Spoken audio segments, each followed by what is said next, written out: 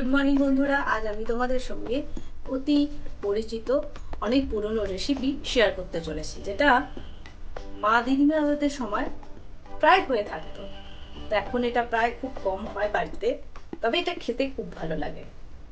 আর বেশি দেরি না করে কি রেসিপি চলো দেখা যাক। এই যে থোরটা রয়েছে, এটাকে আমি নুন হলুদ জল দিয়ে ভিজিয়ে রেখেছি যাতে কষটা চলে যায়। তারপর এটাকে অল্প সেদ্ধ করে নেব, তারপর শুরু করব আজকের রান্নাটা।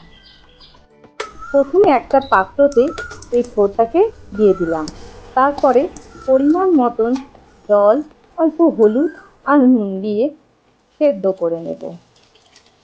থোর খুব বেশি সেদ্ধর প্রয়োজন হয় না, খুব নরম, তাই তাড়াতাড়ি সেদ্ধ হয়ে যায়।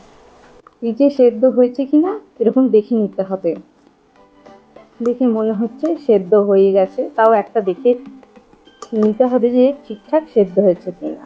থোরটা বেশ ভালো ছিল, তাই তাড়াতাড়ি সেদ্ধ হয়ে গেছে। এবার আলু কেটে নিচ্ছি। আলুগুলো আমি এরকম ভাবে লম্বা করে কেটে নিচ্ছি।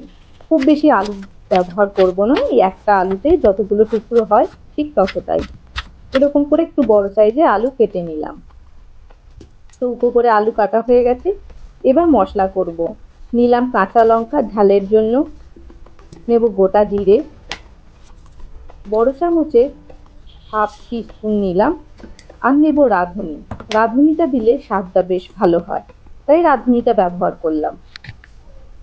আর নিলাম পরিমাণ মতন আদা। এখানে আদাটা দিয়ে খোসাটা আগে ছাড়িয়ে নিলাম, তারপর ধুয়ে এটাকে বেটে নেব।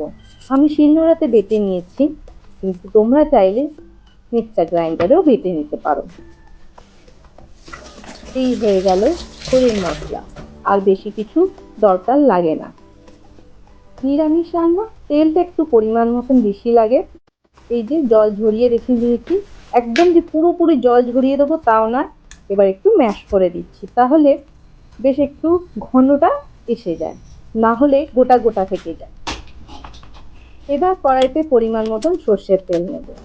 তেলের পরিমাণটা একটু বেশি লাগবে। দিয়ে প্রথমে আলুগুলো ভেজে নেব। আলুগুলো লালচে করে ভেজে নিতে হবে। প্রায় 80% মতন আলু ভেজে নেব।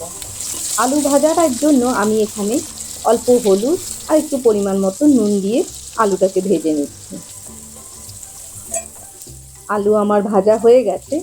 এবার এই তেলেতেই থোর রান্নাটা করব। 1 চামচের মতন ঘি দিলাম, যাতে স্বাদটা ভালো আসে। এবার তেজপাতা, শুকনো লঙ্কা, 2টো শুকনো লঙ্কা দিলাম, গোটা জিরে আর গরম মশলা দিয়ে দিলাম। গরম মশলায় যেমন দারচিনি, এলাচ, লবঙ্গ যা থাকে, আর বেটে রাখা মশলাটা দিলাম। দিয়ে ভালো করে কষিয়ে নেব। কষানোর মধ্যেই আমি এখানে গুঁড়ো মশলা ব্যবহার করব। হলুদ গুঁড়ো পরিমাণ মতন আর লঙ্কা গুঁড়ো রঙের জন্য দিলাম। আমি এখানে কাশ্মীরি লঙ্কা গুঁড়ো ব্যবহার করেছি। দিয়ে মশলাটা ভালো করে কষে নেব। মশলাটা কষানো হয়ে গেলে তারপরে ভেজে রাখা আলুটা দিয়ে দিলাম, দিয়ে সেটাও ভালো করে মশলার সঙ্গে মাখিয়ে নিচ্ছি। যখন দেখবো একদম শুকনো হয়ে আছে, তখন অল্প একটু জল দিয়ে দিলাম। যে বাটিতে মশলা ছিল ওটাই একটু জল দিয়ে অল্প করে দিয়ে দিলাম। দিয়ে এবার ভালো করে আরেকটু কষে নেব। আর কিছু না, এরপরে থোরটা যেটা জল ঝরিয়ে রেখেছি সেটা দিয়ে দিলাম। দিয়ে আর একটু ভালো করে কষিয়ে নিতে হবে। ভালো করে মশলার সাথে মাখিয়ে নিতে হবে। যে কোনো রান্না বেশিক্ষণ ধরে যদি কষানো হয়, তাহলে তার স্বাদ কিন্তু সত্যিই অপূর্ব আসে। তো এইভাবে কষিয়ে নিয়ে এবার আমি চাপা দিয়ে রেখে দিলাম 5 মিনিটের মতো। এই যে একদম শুকনো শুকনো হয়ে গেছে। এরপর যেটা করতে হবে, আরেকবার নাড়িয়ে নিয়ে এবার আমি এর মধ্যে দিয়ে দেবো ছোলা। ছোলাটা আমি আগের দিন না ভিজিয়ে রেখেছিলাম, সেটা আমি ভেজে নেব। অল্প একটু ঘিয়ে মধ্যে একটা পাত্রতে ঘি ঢাললাম, তাতে ছোলাটা দিয়ে দিলাম, কাঁচা ছোলা, যেটা আগের দিন রাতে ভিজিয়েছিলাম। দিয়ে এবার আমি এটা থোরের মধ্যে দিয়ে দিলাম। এবার ভালো করে কষিয়ে নেব। এবার নামানোর আগে অল্প একটু গরম মশলা দিয়ে দেবো, তার সাথে দিয়ে দেবো অল্প একটু চিনি। চিনিটা আমার এখানে দেখানো হয়নি ভিডিওতে, কিন্তু যে কোনো নিরামিষ রান্নাতে শেষ পাতে একটু চিনিটা দিতেই লাগে। তাহলে এই হলো থোরের রেসিপি। আর তোমরা কীভাবে রান্নাতে করো সেটাও আমাকে অবশ্যই শেয়ার করতে পারো।